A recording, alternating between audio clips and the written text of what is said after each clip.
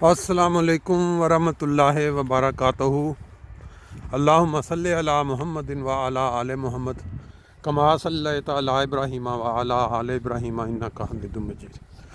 दोस्तों, अज 28 अक्तूबर 2020 का खूबसूरत दिन फ्रैंकफर्ट जर्मनी तो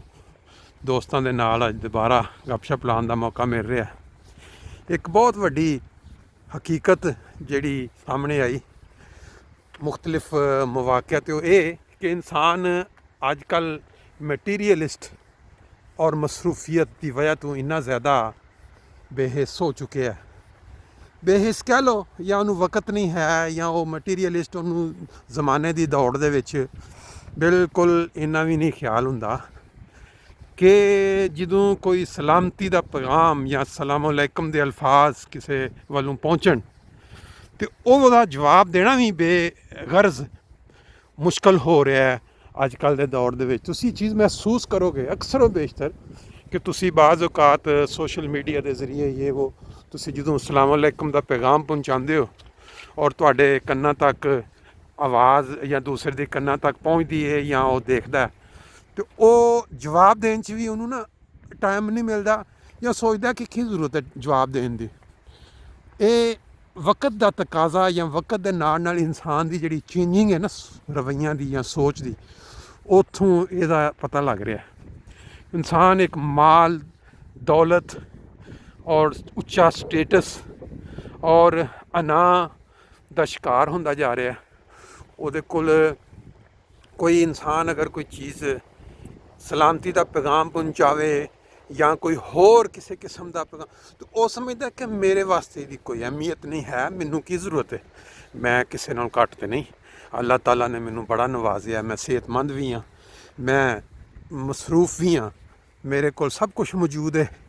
कोई ज़रूरत नहीं है लाजमी कि इसदा जवाब दिता जाए। बाकी ये मेरी अपनी ज़ाती सोच है,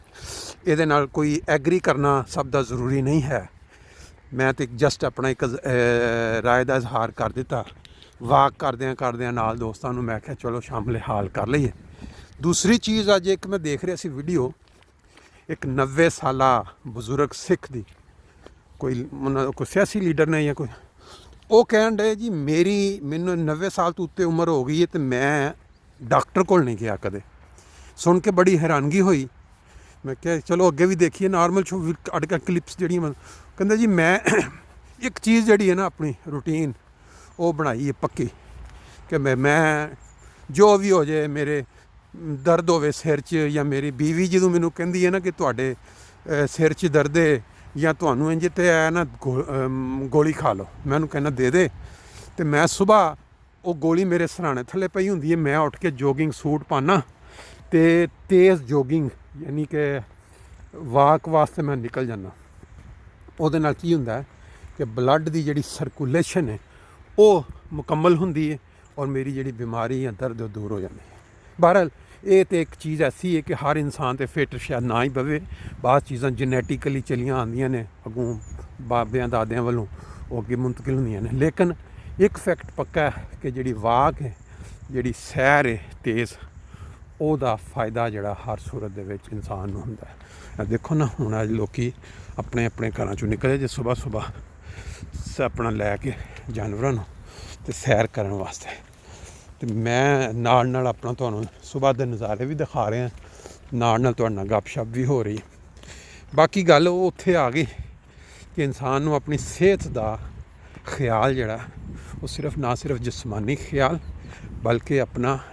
रूहानी नफसियाती सेहत जी है वह भी ख्याल रखना चाहिए। जदों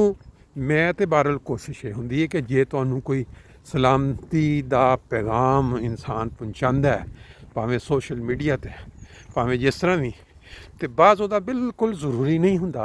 कि तुसी मुकम्मल टाइम निकाल के तो वालेकुम। बाज़ साइंस हुंदे ने जिहदे नाल अगे इंसान नूं ये तसल्ली हो जाती है कि मेरा सलाम भी पहुँचा और अगे जड़ा उन्हें मैनू वह रिस्पॉन्स भी दिता है। बाकी फिर गल उत्थे आती टाइम ते हर इंसान की मसरूफियात डिफरेंट ने, हर इंसान की सोच डिफरेंट है, हर इंसान मुख्तलिफ तरीके नाल सोचदा है। ਤੇ ਉਹਦੇ ਉੱਤੇ ਤਨਕੀਦ ਨਹੀਂ ਹੈ, ਬਲਕਿ ਇੱਕ ਜਸਟ ਆਪਣੀ ਰਾਏ ਦਾ ਇਜ਼ਹਾਰ ਹੈ। ਸਾਡਾ ਇਹ ਟਰੈਕ ਜਿਹੜਾ ਹੈ ਇਹ ਸੈਰ ਵਾਸਤੇ ਬੜਾ ਜ਼ਬਰਦਸਤ ਟਰੈਕ ਹੈ। ਕਿਸੇ ਜ਼ਮਾਨੇ 'ਚ ਅਸੀਂ ਵੀ ਜੋਗਿੰਗ ਯਾਨੀ ਕਿ ਹਲਕੀ ਰਨਿੰਗ ਉਹਨੂੰ ਪ੍ਰਾਇਓਰਿਟੀ ਦੇਈ ਦੀ ਸੀ, ਲੇਕਿਨ ਹੁਣ ਇਹ ਵੇ ਕਿ 10-15 ਮਿੰਟ ਦੀ ਤੇਜ਼ ਵਾਕ ਜਿਹੜੀ ਹੈ ਉਹਦੇ 'ਤੇ ਇਕਤਫਾ ਕਰੀਦਾ, ਤਾਂ ਕਿ ਥੋੜ੍ਹਾ ਜਿਹਾ ਜਿਹੜਾ ਨਾ ਜਿਸਮ ਨੂੰ ਆਟੋਮੈਟਿਕਲੀ ਪਤਾ ਲੱਗ ਜਾਏ ਕਿ ਆਇਆ ਕੁਛ ਹੈ ਤੇ ਨਹੀਂ। ਦੇਖੋ ਜੀ ਇਹ ਸੁਬਾਹ ਦੇ ਜਿਹੜੇ ਨਜ਼ਾਰੇ ਨੇ, ਇੰਨੀ ਸੁਬਾਹ ਵੀ ਨਹੀਂ ਲੇਕਿਨ ਬਾਹਰ ਚਹਿਕਣਾ ਪਰਿੰਦਿਆਂ ਦਾ ਔਰ ਖੂਬਸੂਰਤ ਦਰਖਤ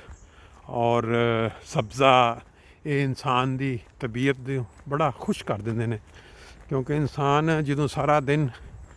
ਮਸਰੂਫ ਰਵੇ ਜਾਂ ਆਪਣਾ ਕਿਤੇ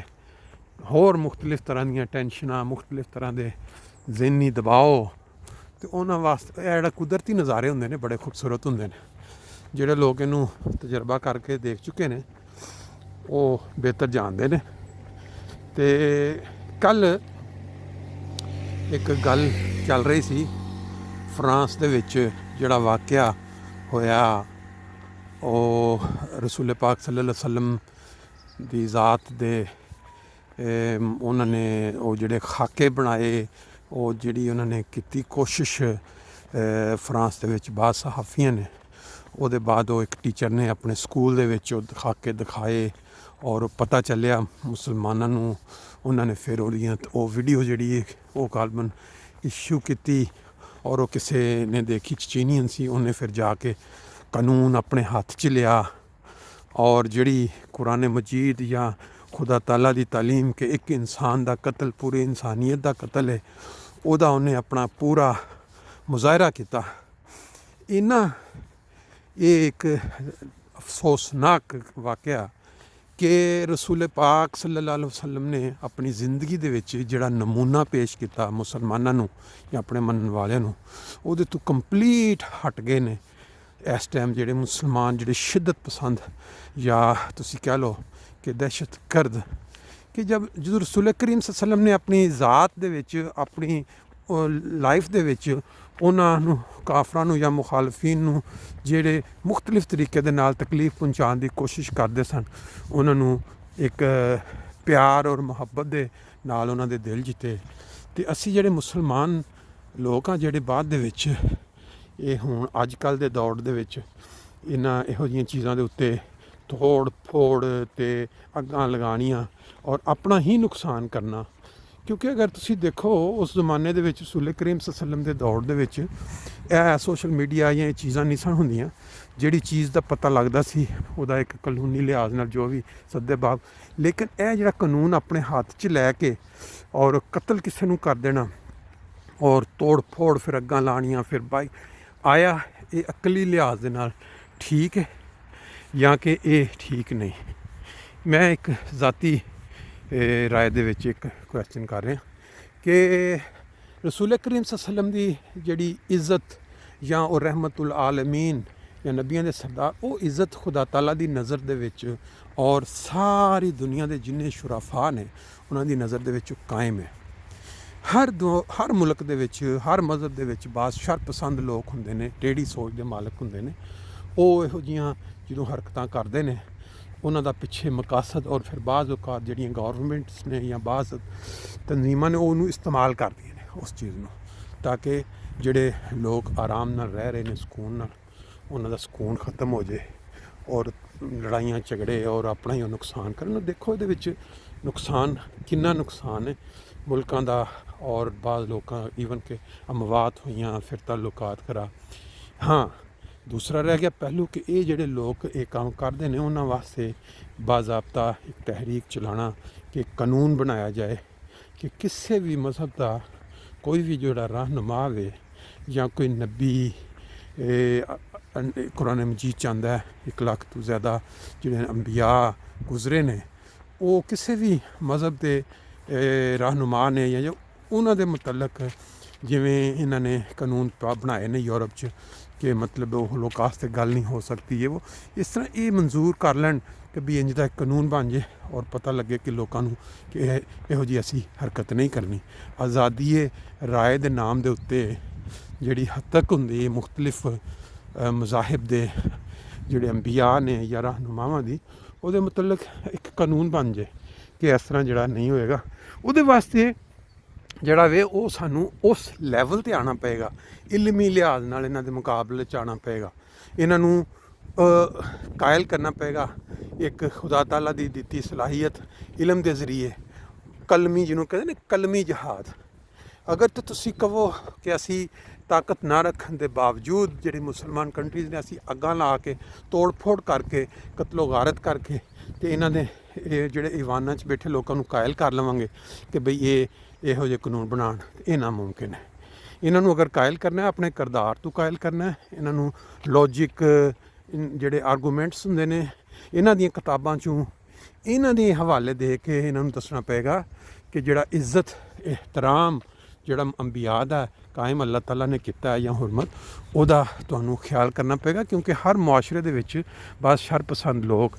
ਦੇ ਵਿਗੜੇ ਲੋਕ ਮੌਜੂਦ ਹੁੰਦੇ ਨੇ ਅਤੇ ਉਹਨਾਂ ਨੂੰ ਫਿਰ ਨੱਥ ਪਾਉਣ ਵਾਸਤੇ ਇਹੋ ਜਿਹੇ ਕਾਨੂੰਨ ਬਣਾਏ ਜਾਂਦੇ ਨੇ, ਨਾ ਕਿ ਅੱਗਾਂ ਲਵਾ ਕੇ ਕਤਲੋ ਗਾਰਤ ਕਰਕੇ। ਅੱਲਾਹ ਤਾਲਾ ਸਾਰਿਆਂ ਨੂੰ ਸਮਝਣ ਦੀ ਤੌਫੀਕ ਦੇਵੇ। ਅਤੇ ਜਿਹੜੀ ਹਲਕੀ ਜਿਹੀ ਵਾਕ ਸੀ ਉਹ ਵੀ ਮੁਕੰਮਲ ਹੋ ਗਈ, ਬਲੱਡ ਦੀ ਸਰਕੂਲੇਸ਼ਨ ਵੀ ਚੈੱਕ ਹੋ ਗਈ, ਅਤੇ ਬਾਕੀ ਫਿਰ ਇਨਸ਼ਾ ਅੱਲਾਹ ਤਾਲਾ ਨੈਕਸਟ ਟਾਈਮ